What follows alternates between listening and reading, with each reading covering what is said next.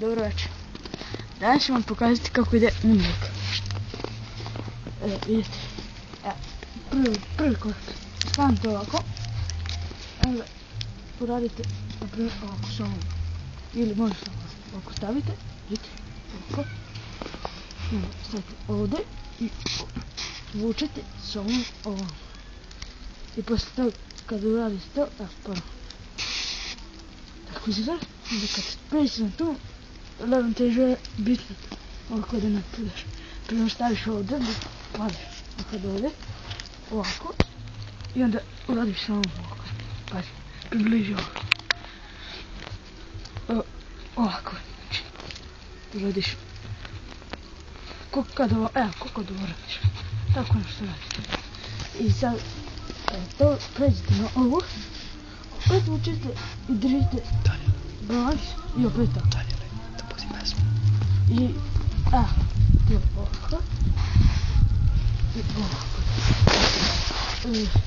I umjesto vam pokažem, vidite, ovo, ovako, i uradite.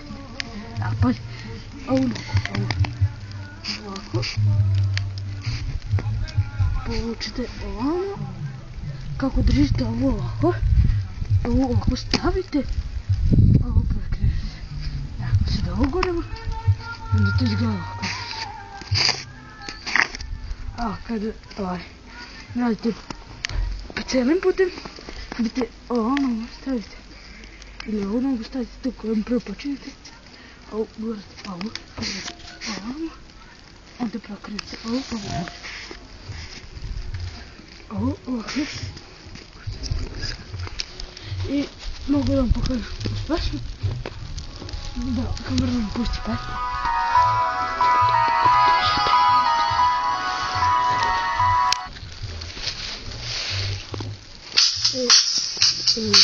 Uz prvo pesmu ćemo gledati muzika.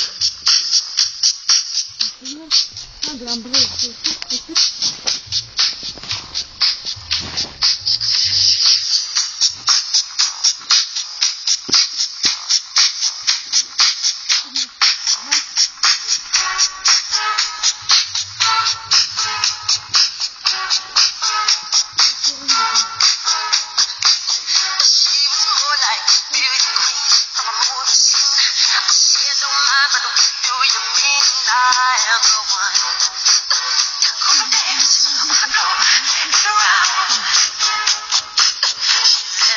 I am